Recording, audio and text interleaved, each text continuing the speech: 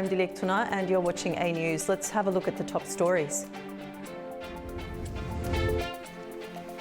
Trump actions blockade in the Strait of Hormuz and says Iran wants a deal very badly.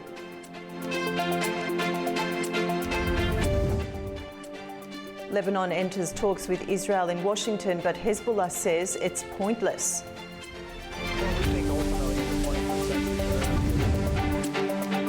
And Pope Leo starts his Africa tour in Algeria and calls for peace in the Middle East.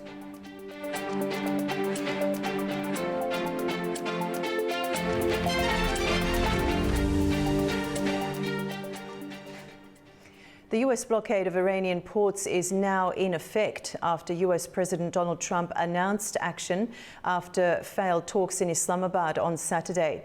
Maritime traffic through the Strait of Hormuz has now come to a halt that some experts say could negatively impact international markets. However, Western allies have refused to join in on the plan. Tensions are rapidly escalating in the Middle East as Donald Trump orders a sweeping US naval blockade targeting Iranian ports. Trump warned that any Iranian vessels approaching US forces in the Strait of Hormuz would be immediately eliminated, signaling a major escalation in military posture. According to United States Central Command, the blockade began Monday, restricting all maritime traffic to and from Iranian ports, while allowing passage for ships not linked to Iran. Iran has responded with strong warnings. Officials say their armed forces are on maximum alert, vowing a decisive response to any aggression. Tehran has also accused Washington of piracy as protests erupted in the capital. Meanwhile, Benjamin Netanyahu expressed support for the US move, saying Israel is closely coordinating with Washington and warning a fragile ceasefire could soon collapse. US Vice President J.D. Vance said the path forward depends on Iran, urging Tehran to abandon nuclear ambitions and reopen the strait fully to global trade. Is that we need to see the Straits of Hormuz fully open. And this is frankly one of the things where the Iranians tried to move the goalposts during the negotiation. We made very clear that that's unacceptable. We came to the negotiation saying the United States, what we've given here is a ceasefire. We've stopped bombing the country. What we expect the Iranians to give up is a full reopening of the Straits of Hormuz. We have seen, as the president has said, some significant uptick in traffic coming through the Straits of Hormuz. That's good for the global economy.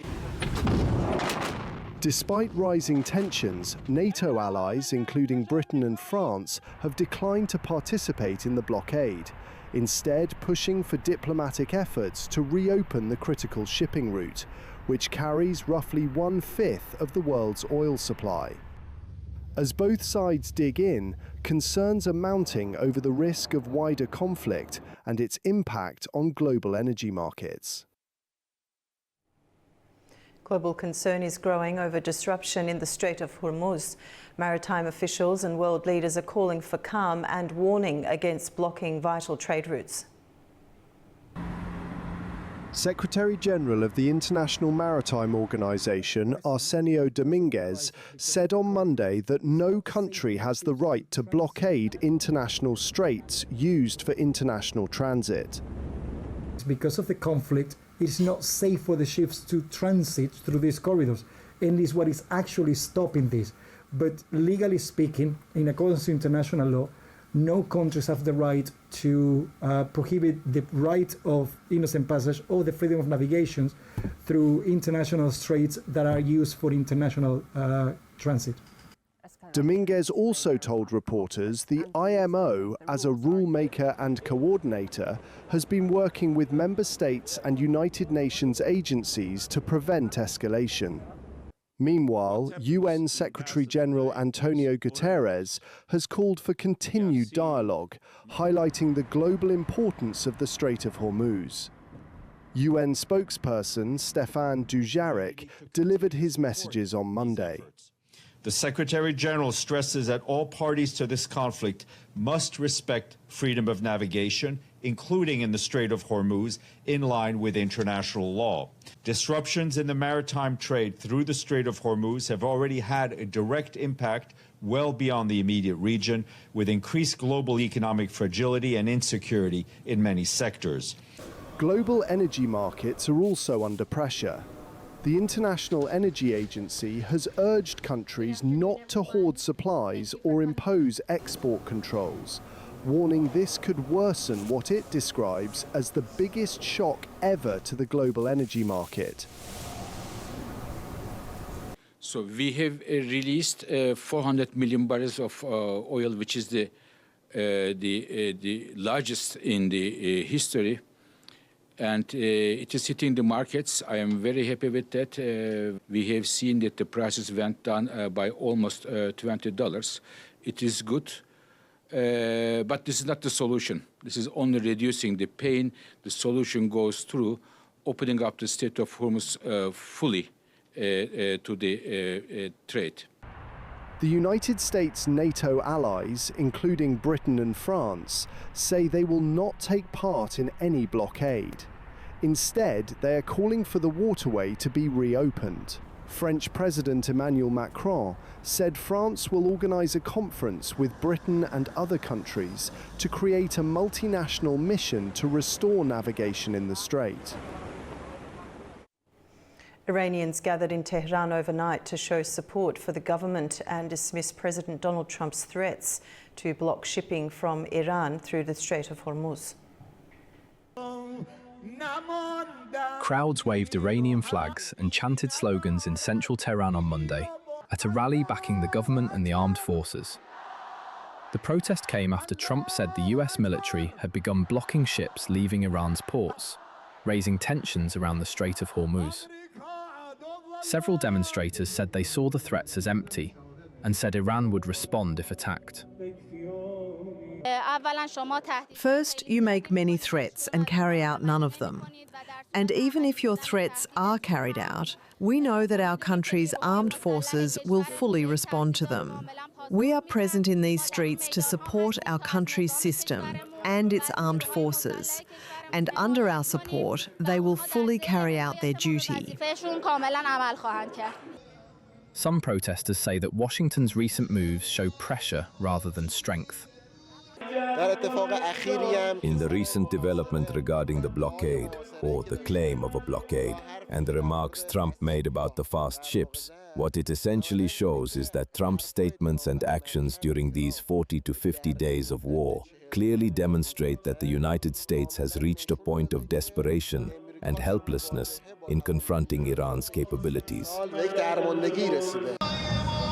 Others pointed to earlier US warnings they said had not materialized. For example, Trump said he would strike many of our power plants and our infrastructure. He said many strange things. He said he would come and take one of our islands, but none of his promises were fulfilled. This is just another promise like the others. All of them are empty. We are not afraid of his threats, and we have no fear at all. A US official said engagement with Iran was continuing, while Pakistan's Prime Minister said efforts to resolve the conflict were still underway. Americans are feeling the strain as the Iran conflict pushes up costs at home, with energy markets under pressure and a fragile ceasefire coming into effect after 5 weeks of war. Ships have begun reversing course in the Strait of Hormuz, following a US announcement of a blockade on Iranian ports, according to London-based maritime intelligence provider Lloyd's List. The disruption comes as Washington steps up mine-clearing operations in the region and accuses Tehran of failing to meet commitments to reopen the waterway.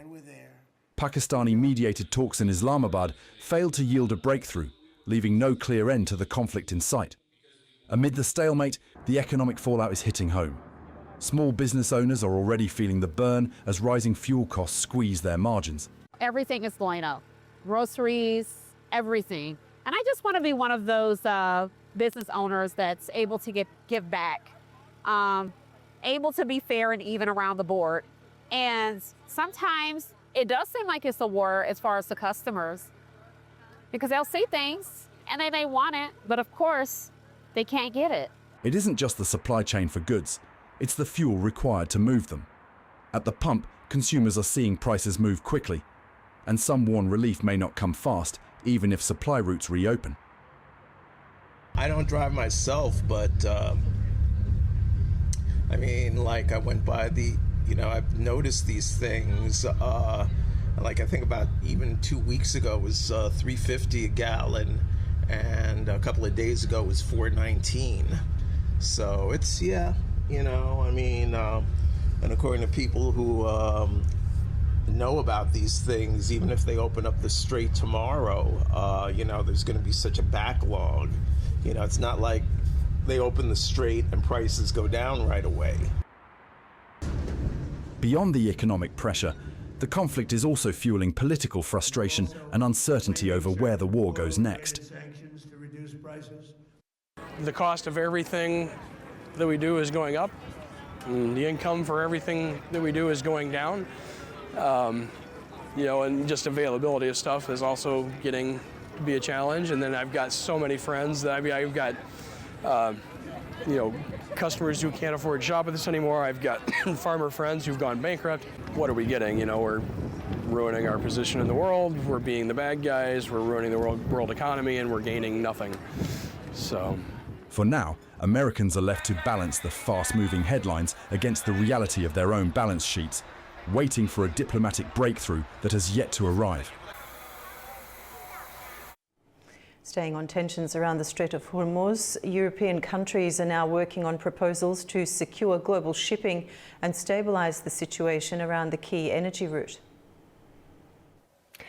Welcome to This Day in Europe, where the UK and France are stepping up diplomatic efforts to secure one of the world's most critical routes, as U.S. President Donald Trump announces a blockade of shipping to and from Iranian ports has begun. Trump said Iran is doing, quote, absolutely no business, signaling a sharp escalation in tensions. That move comes amid mounting disruption in the Strait of Hormuz, a choke point for roughly a fifth of global oil supply, raising fresh concerns over energy prices and supply chains. Against that backdrop, Britain and France will co-host talks this week on a possible multinational naval mission aimed at safeguarding commercial shipping. French President Emmanuel Macron stressed that the plan would be strictly defensive, separate from the conflict, and deployed only when conditions allow. UK Prime Minister Keir Starmer warned the crisis is already driving up costs and hitting global trade, with knock-on effects for households and businesses. Crucially, this European-led effort signals a different approach from Washington. London has made it clear it will not join the U.S. blockade, instead pushing for a coordinated multinational plan focused on de-escalation and freedom of navigation. The talks build on momentum from last week's virtual meeting involving about 40 countries, including Canada, India, the UAE, and Germany, exploring ways to secure safe passage through the strait. While no formal coalition has been agreed, the discussions highlight a growing international push for a multilateral rather than U.S.-led response to one of the most critical flashpoints in global trade. For A News, I'm Anita Sharma in Arnhem, Netherlands. US Secretary of State Marco Rubio is set to join direct talks between Israel and Lebanon in Washington on Tuesday. The meeting at the State Department will bring together the Israeli and Lebanese ambassadors, marking the start of direct negotiations between the two sides. Officials say the talks will focus on securing a ceasefire and broader political settlement. The discussions come amid ongoing fighting in southern Lebanon, where Israel has expanded its air and ground operations. Well, we think ultimately in the 21st century for there to be Pope Leo is continuing his visit to Algeria, where he's been meeting religious leaders and taking part in engagements aimed at promoting dialogue between faiths in the capital. Pope Leo has continued his visit to Algeria with a stop at the Great Mosque of Algiers, where he was welcomed by Sheikh Mohammed Mamoun Al-Kachimi Al-Houchini. He toured the site, signed a commemorative message and received a souvenir shield as part of a broader trip focused on interfaith dialogue. He later visited the Basilica of Our Lady of Africa in the capital, where he met members of the clergy and addressed attendees, calling for unity and reconciliation. In a world where divisions and wars sow pain and death between nations, in communities and even within families, your united and peaceful life is a powerful sign. United, you spread fraternity, inspiring in those around you desires and feelings of communion and reconciliation, with a message all the more powerful and clear for being borne witness to in simplicity and humility. He also used his address to criticize what he described as violations of international law by neo-colonial powers, speaking in the wider context of his Africa tour.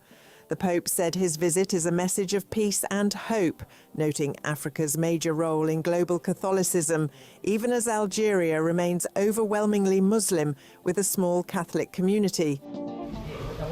He also met members of the missionary Augustinian Sisters in Algiers, a Catholic religious congregation present in 17 countries. At 70 years old, Pope Leo is undertaking a multi-country African tour covering Algeria, Cameroon, Angola and Equatorial Guinea, spanning 11 cities and towns and nearly 18,000 kilometres of travel.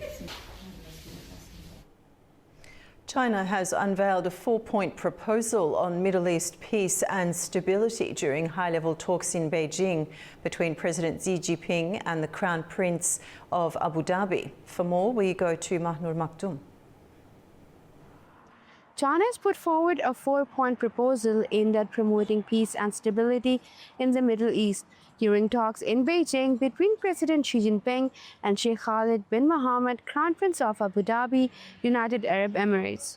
President Xi called for adherence to the principle of peaceful coexistence, stressing the need to build a common, comprehensive, cooperative and sustainable security architecture for the Middle East and the Gulf region. He also emphasized respect for national sovereignty, stating that the sovereignty, security, and territorial integrity of countries in the region must be upheld, while the safety of personnel, facilities, and institutions should be safeguarded. On the principle of international rule of law, President Xi urged all parties to uphold international norms to prevent a return to what he described as a law of the jungle in global affairs. The Chinese president further highlighted the importance of coordinating development and security, calling on all sides to work together to create a stable environment conducive to long-term growth in the Middle East and the Gulf region. The proposal shows Beijing's continued push to position itself as a mediator and supporter of political dialogue and regional stability. Mahnur Maktoum, A News, Beijing. Former Brazilian intelligence chief has been detained by ICE in the United States after fleeing Brazil last year following his conviction in a coup plot case linked to Bolsonaro. US Immigration and Customs Enforcement says former spy chief was detained on Monday but gave no further details. Brazilian police said the detention followed cooperation between the two countries' law enforcement agencies. Ramagem was sentenced to more than 16 years in prison for plotting to overturn Luiz Inácio Lula da Silva's 2022 election victory and has long denied wrongdoing.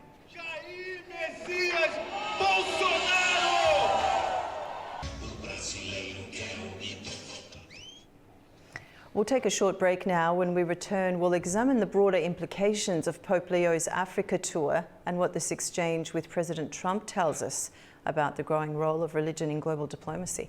Stay with us.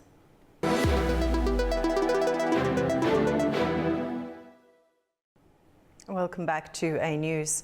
Pope Leo XIV has begun a historic visit to Algeria, marking the first stage of a wider Africa tour that is expected to focus on interfaith dialogue, peace and the role of religion in a rapidly changing geopolitical environment.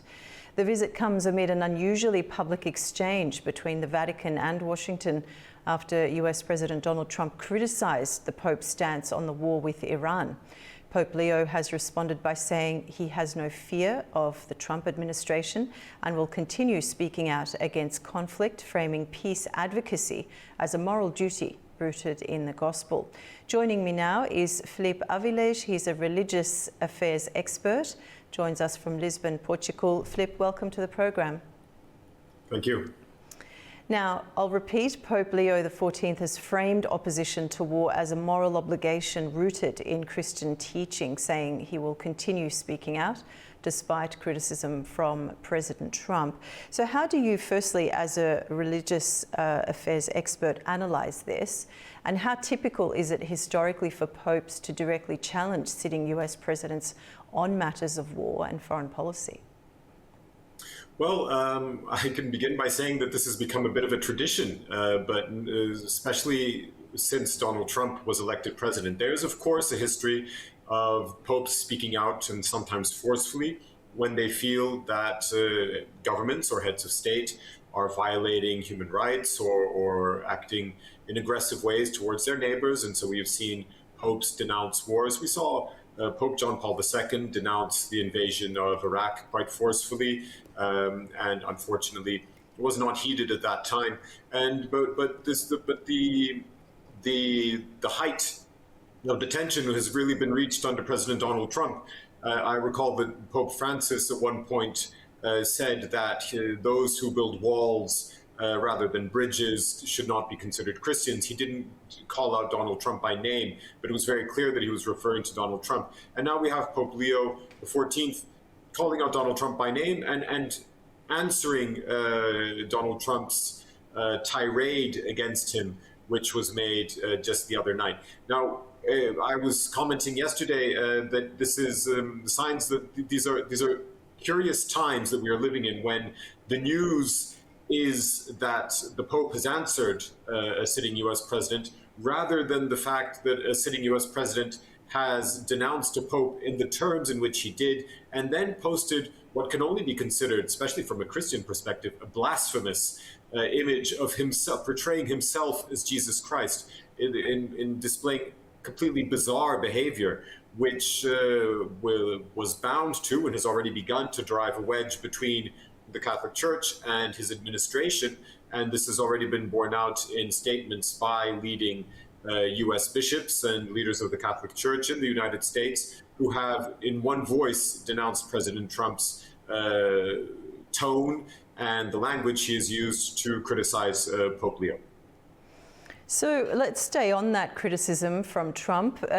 He's criticised his stance on the Iran war, calling him terrible for foreign policy and weak. Does this signal a broader ideological divide between political nationalism and religious universalism? I think it does. I think those are two realities that are always at odds. Political nationalism, rather than healthy patriotism, which is something that the church embraces and encourages. Love for one's country, for one's community, for one's extended family is something good and to be embraced. But nationalism, the idea that my nation per se is superior to other nations, is something that the church has always denounced.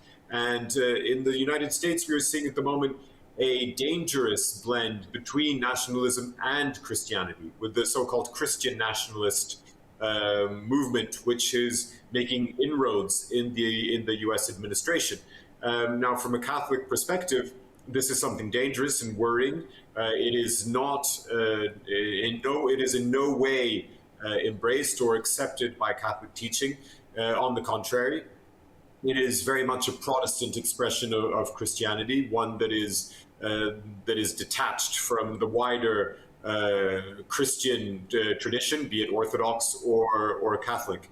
And we have seen examples, for example, the pastor to Pete Hegseth, Secretary for Defense, or as he likes to call himself, Secretary for War, recently gave an interview in which he was asked what America would be like, an ideal America, Christian nationalist America.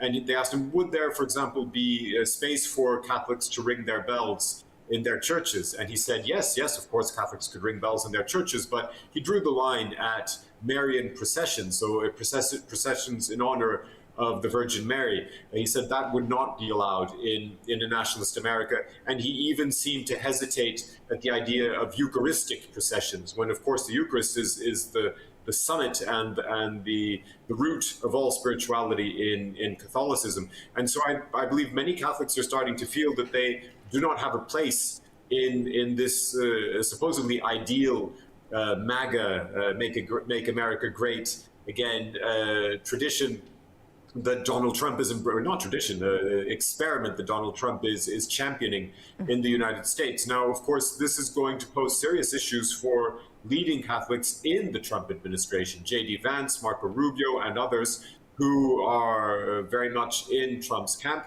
but are also committed Catholics and very proud of their Catholic faith and heritage, and how they will continue to work with Trump in an administration which has been so critical of Catholicism remains to be seen.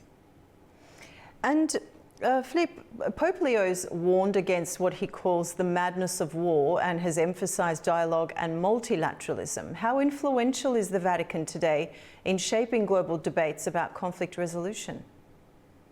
Well, the Vatican continues to play an important role, often in the shadows. The Vatican has a very strong and old tradition of diplomacy, and it has diplomats present all over the world. And if we look at some of the main conflicts going on at the moment, for example, the war in Ukraine, the Vatican often, and Pope Francis often, tried to place the Vatican at the disposal of Ukrainians and Russians to try and mediate the conflict.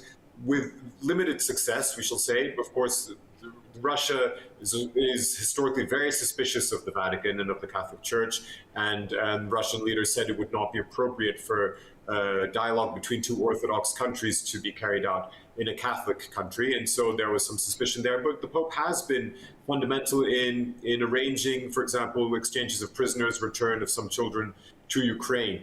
In Iran, unfortunately, circumstances dictated that the Vatican did not have their ambassador, their nuncio, as the Vatican ambassador is known in Iran, present at the time, because he was being replaced. So there is no diplomatic presence of the Vatican in Iran at the moment. And of course, the Vatican has a tradition of leaving their diplomatic presence in countries even when they are at war. The nuncio to Ukraine was one of the few who never left Kiev. The nuncio to Damascus was one of the few who remained all throughout the civil war and was only replaced now at the beginning of this year. And so unfortunately, the Vatican has not been able to play that role in Iran.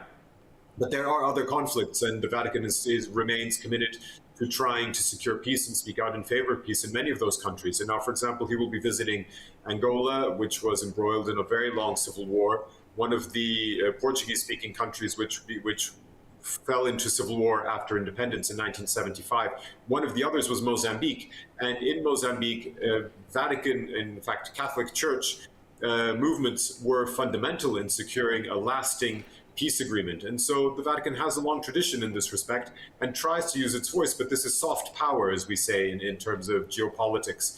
And soft power seems to be something that many of those with more dictatorial tendencies or totalitarian tendencies tend to scoff at. There's the famous expression that Stalin used, how many divisions does the Pope have, as if to say he is no threat to us, and yet the Soviet Union has crumbled and the Vatican remains.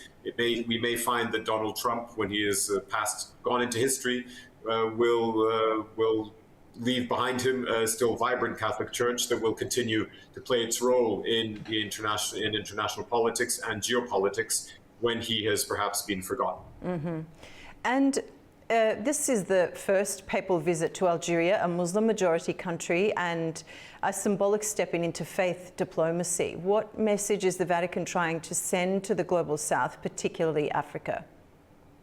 Well, it's a very important message for Africa. It's interesting that the Pope chose this continent as the venue for what is in reality his own first papal trip, because the first papal trip was to Turkey and then to Lebanon. Turkey had already been planned by Pope Francis. Lebanon was Pope Leo's decision to extend the trip to Lebanon. But this was the first trip in which was entirely planned by his team and following his own will. And so to go to Africa, and what's more important, because we know that Africa is a very vibrant continent and is at the moment perhaps home to some of the most vibrant Catholic communities. And of course also many vibrant Muslim communities, and in some places there is a clash between the two. But to choose Africa, the Pope could have chosen to go to countries where he could have had more or less of a triumphant visit, countries that are stable, countries where he would be feted, and all we would see would be celebration and joy. But he has chosen difficult countries. So his first stop, Algeria, a majority Muslim country. Here is once again the Church's commitment to interreligious dialogue. Of course, Algeria is special because the Pope is an Augustinian, and Algeria is what is now Algeria is home to the diocese where St. Augustine preached, and what was at the time a very important center for the Catholic Church. But so there's a bit of both in this visit. But then he will also be visiting Equatorial Guinea, where the church was outlawed for a period under this regime, and it lives under a very repressive regime still. He's visiting Angola also, which is still run by the party which has been running it since 1975, and which has communist and Marxist roots, where the church is free, but there is still some tension also between church leaders and state leaders. And then to Cameroon, a country which is relatively stable but has a point of conflict between the English-speaking and the French-speaking regions. And so these are difficult countries. They're difficult challenges, and the Pope goes there with a message of peace. And I know that many of the Catholic Church leaders in those countries are hoping that his presence will be a seed of peace and stability for those countries and for those nations. Okay, Philippe, I have one last question. Looking ahead, could this public disagreement shape how religious leaders engage with political authority in future conflicts, particularly regarding humanitarian law and civilian protection? Well, I think religious leaders tend to be quite outspoken in their defense of those values. What is more rare here is the fact that there's been this very public and personal exchange between Donald Trump and the Pope. It is Donald Trump's style. We're used to that. So as I was saying at the beginning, that's the least surprising perhaps in all of this. But I think I wouldn't go so far as to say that from now on we will see the Pope or other religious leaders calling out international state leaders by name. I think we have to remember that Pope Leo is American, and so he has more familiarity with the United States, and so he is more at ease to speak out against Donald Trump's excesses and against what he considers to be excesses of the United States foreign policy at the moment. I would not go so far as to say that this will be the new rule in how the Pope or other religious leaders deal with international figures, political figures. Okay, Felipe, it's been a pleasure having you on the program. Thank you so much for your time and analysis today. Thank you very much. After the break, we'll take a look at the key stories shaping the region. Stay with us.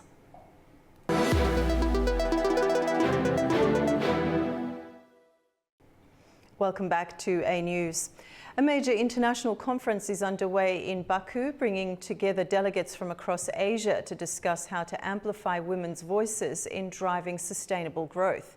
Officials from several member states of the Conference on Interaction and Confidence Building Measures in Asia are taking part. The event also marks the inaugural meeting of the Sikha Women's Council, aimed at strengthening cooperation and dialogue among participating countries. Sabina Abubekirova has the latest. Conference on Interaction and Confidence Building Measures in Asia is underway in Baku, bringing together delegates to discuss how to amplify women's voices for sustainable growth.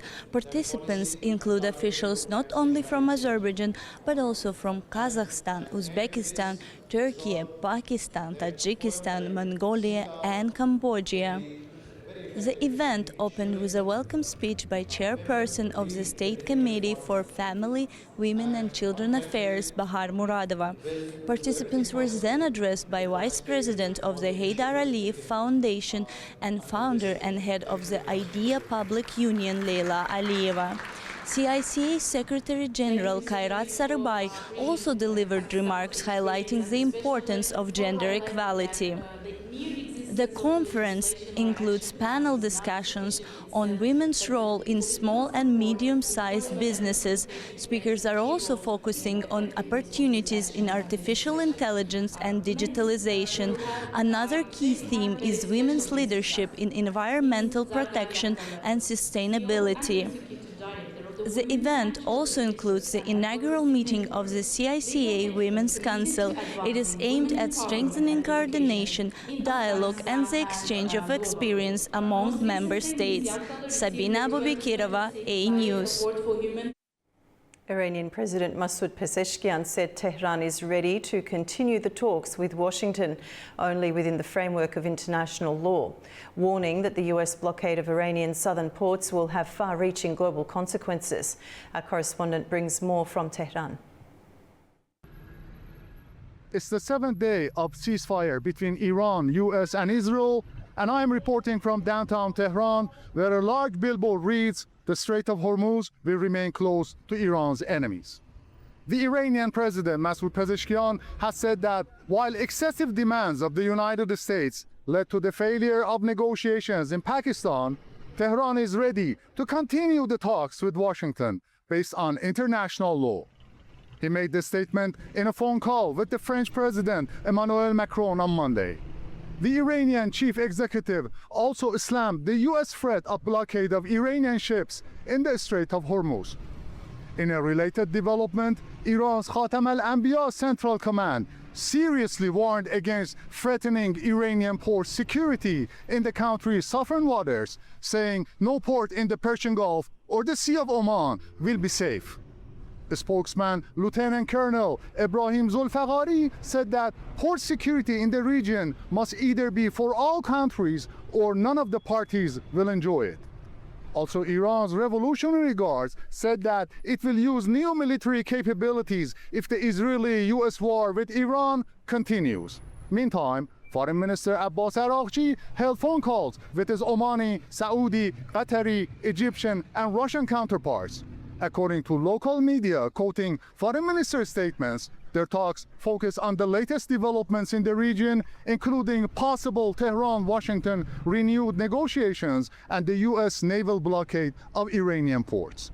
Turaj Shiralilu, Tehran, for A News. Turkey's Foreign Minister Hakan Fidan is calling for the Hormuz Strait to be reopened through peaceful means. His remarks come amid ongoing international debate over how to secure the vital waterway. Here are the details. Turkish Foreign Minister Hakan Fidan said Monday that the Strait of Hormuz should be reopened as soon as possible through diplomatic means. Speaking at a press event in Ankara, he warned that any military solution would be fraught with difficulties. Our position is to reopen the strait through peace, he told reporters, adding that no country wanted to be drawn into a war against Iran. Fidan noted that European countries had also expressed a reluctance to escalate the situation. He stressed that Turkey, too, wanted to remain outside the conflict while contributing to a diplomatic solution that would ensure the waterway remains open. He also warned that stability in the Persian Gulf cannot be achieved through military means, saying U.S. proposals for an armed force tasked with reopening the strait would face serious challenges. Fidan made the remarks as discussions continue over a proposal by U.S. President Donald Trump to create an international mechanism to secure shipping lanes. Fidan described the strait as a critical choke point, warning that continued disruptions affect not only energy markets, but also petrochemical supply chains and broader industrial production. The waterway handles roughly a fifth of all international oil shipments, making it vital to the global economy. Fidan said Turkey is not heavily dependent on the strait for its own energy needs. Nevertheless, he said, Turkey remains vulnerable to global price shocks caused by the waterway's continued closure. On the same day, Fidan held separate phone calls with his Russian and Saudi counterparts to discuss possible diplomatic solutions to the crisis. Details of those conversations, however, were not immediately made available. This is Adam Morrow for A News in Istanbul, Turkey. Azerbaijan has supplied Azerbaijani diesel and Russian fertilizer to Armenia. A train of 22 wagons loaded with 1,298 tons of diesel fuel and 4 wagons loaded with 240 tons of fertilizer departed from the Bilajari station of Azerbaijan Railways towards the Buyuk-Kasuk station. The cargo will be delivered to Armenia via transit through Georgian territory.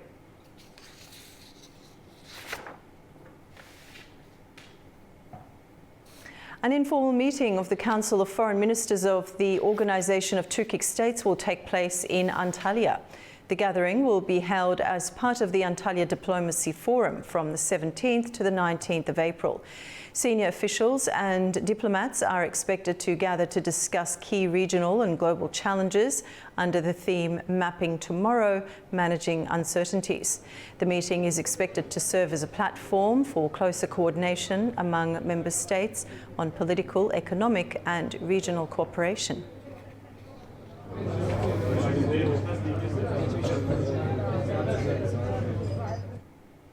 Turkey's Interior Ministry said 525 suspected ISIS members had been detained in coordinated operations across 56 provinces. The raids involved counterterrorism police, intelligence units and the National Intelligence Agency, targeting individuals linked to ISIS. Authorities said suspects had been involved in ISIS activities or provided financial support, with weapons, funds and digital materials seized. The crackdown follows last week's attack near Israel's consulate in Istanbul, which some officials have blamed on the group.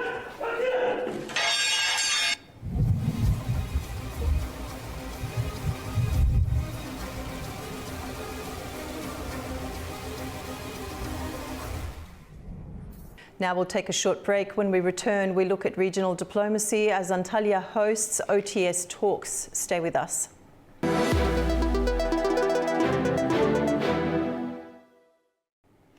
Welcome back to A News. Turkey is set to host the Antalya Diplomacy Forum from April 17th to 19th under the theme Mapping Tomorrow, Managing Uncertainties, bringing together world leaders, diplomats and policymakers to address the growing complexity of global affairs. Within the framework of the forum, an informal meeting of the Council of Foreign Ministers of the Organization of Turkic States is expected to take place, highlighting increasing coordination among Turkic nations at a time of geopolitical fragmentation and shifting regional alliances.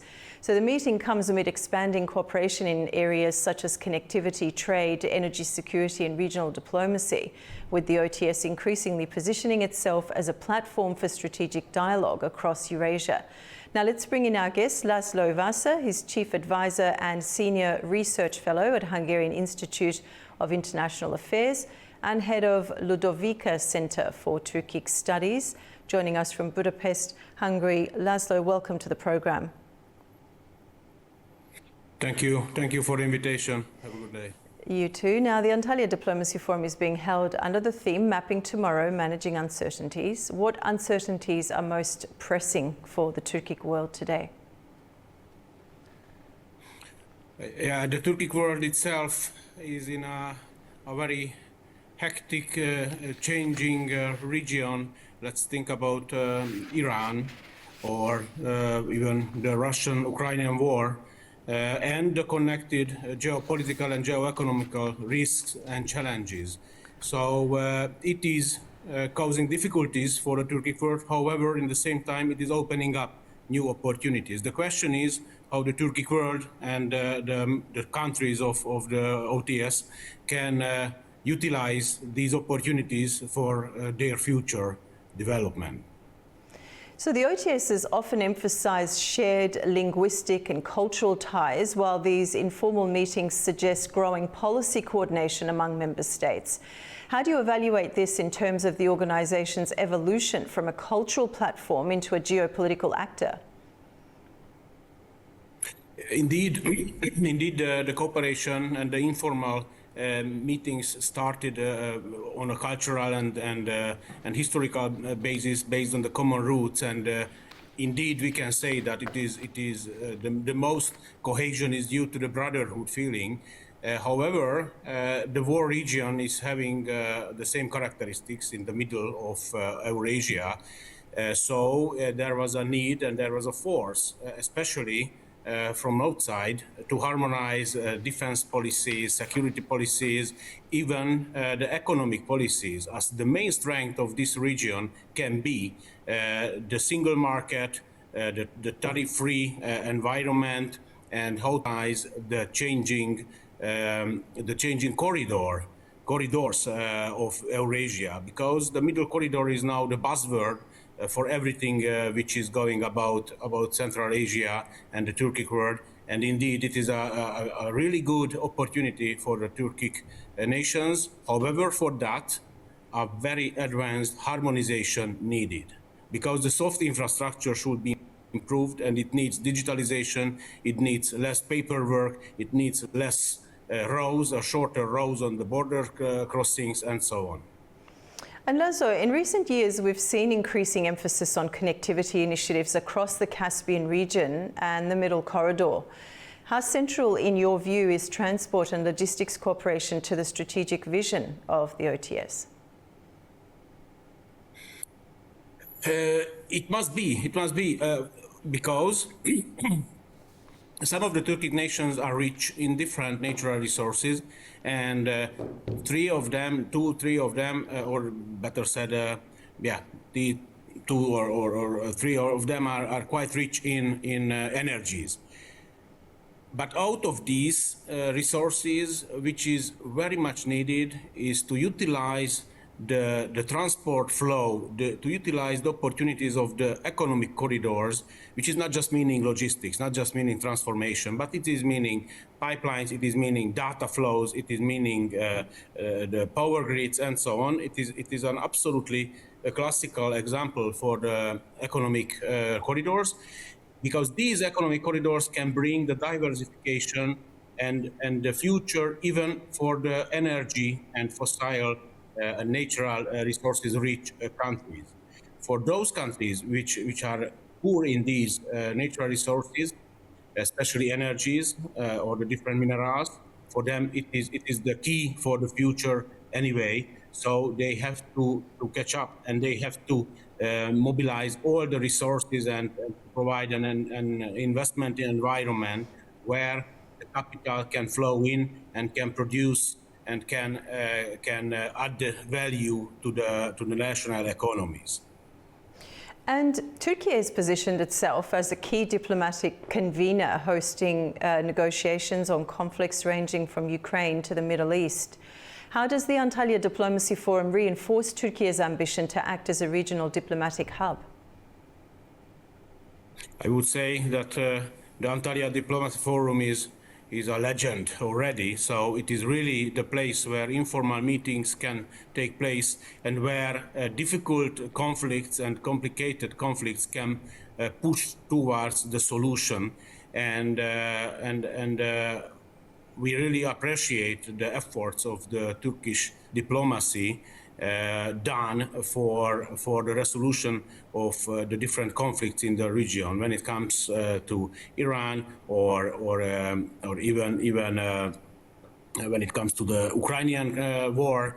In addition, not only Turkey but the Turkic world is also very active, especially Kazakhstan, Uzbekistan, and Azerbaijan, when it comes to arrange a neutral place for peace talks, or informal talks, hidden, and with small steps, how to push forward these peace processes. Mm-hmm. And as far as Azerbaijan, it always emphasizes the importance of regional transport routes linking Central Asia to Europe. To what extent does OTS cooperation complement broader Eurasian connectivity initiatives? Azerbaijan is really the key for all what I mentioned under the name of Middle Corridor, because Azerbaijan is the only point, or the only strait, let's say, where all the alternative routes of the Middle Corridor meet each other and can be continued towards Turkey and Europe. And even if the Zangezur Corridor will be realized sometime, the key position of Azerbaijan will remain, or will even be stronger. And we shouldn't forget its key position when it comes to the north-south connectivity.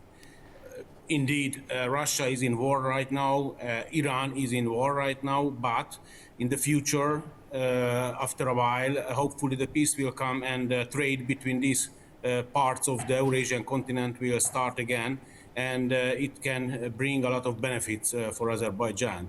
As for the Turkic states' cooperation and Azerbaijan, Baku is one of the most active members of the Turkic states.